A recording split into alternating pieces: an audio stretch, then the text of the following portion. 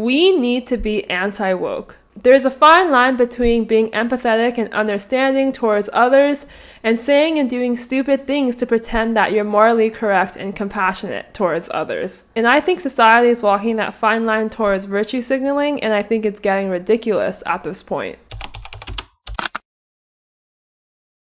And you know, we have to stay woke.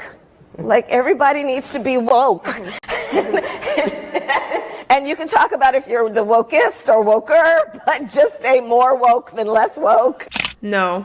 Kamala, I strongly disagree. I think we need to be anti-woke. There are so many reasons why we need to be anti-woke, which I'll be going over today, but first let me bring up a few examples of wokeness. For our first example, tampons in men's bathrooms is an example of virtue signaling. I recently went to a gym near me and there were so many tampons in the men's bathroom.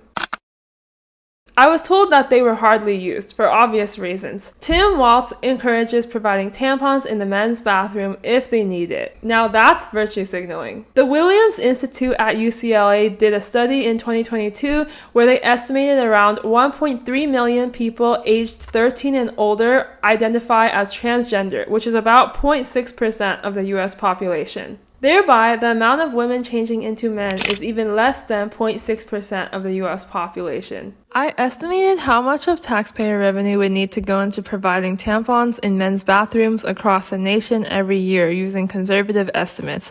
Considering the fact that we are currently running a major deficit and are overspending our tax revenue like crazy, this doesn't seem like a great use of taxpayer dollars for the amount of people it impacts. We emphasize putting tampons into the men's bathroom so much, but this doesn't even help a lot of the population. Why are we emphasizing putting tampons into the men's bathrooms already?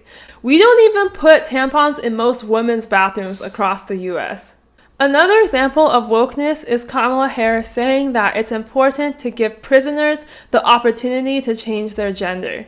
Not just regular people, but prisoners. I made sure that they changed the policy in the state of California so that every transgender inmate in the prison system would have access to the medical care that they desired and need. I know it was historic in California, but I believe actually it may have been one of the first, if not the first in the country. This is another example of virtue signaling. I cannot believe that my tax dollars go to this. If you end up in prison, respectfully, I don't care who you think you are, but you don't deserve to get your transgender surgeries paid for by the American people. You better sit there in prison and think about what you did to end up in this situation, not get your genitals cut off. That's not the solution. This might be controversial, but I also think that there is extreme virtue signaling in war. There's a video going viral of a lady ripping down the Greek flag of a small business because she thinks that it is the Israel flag.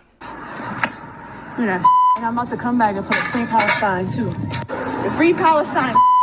Look, what you looking at? You know damn well there's a genocide. You know there's a genocide. Now stop it. I'm taking this down. I believe this one. Take this one down right here. What are they gonna do? They can't do nothing. I don't stand for it. I don't stand for it.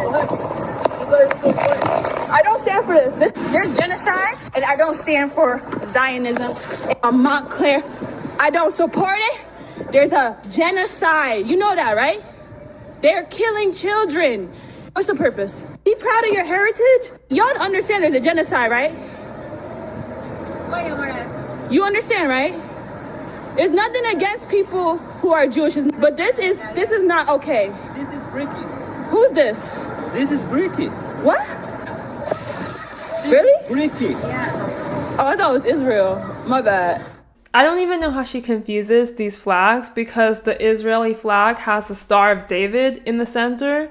I really don't think that this person truly understands what she's fighting for, and this is a perfect example of virtue signaling. It's very performative, ridiculous, and just disgusting. Regardless of what type of flag this is, vandalizing small businesses is hateful and disrespectful. Now, why do we need to be anti-woke? Well, wokeness leads to virtue signaling, which encourages people to act superficially rather than in a genuine, impactful way. None of these people genuinely care or are making a good impact in what they're supporting. I would argue that virtue signaling actually takes away from solving the issue at hand. For example, that girl ripping Greek flags. That doesn't stop Palestinian people from getting bombed.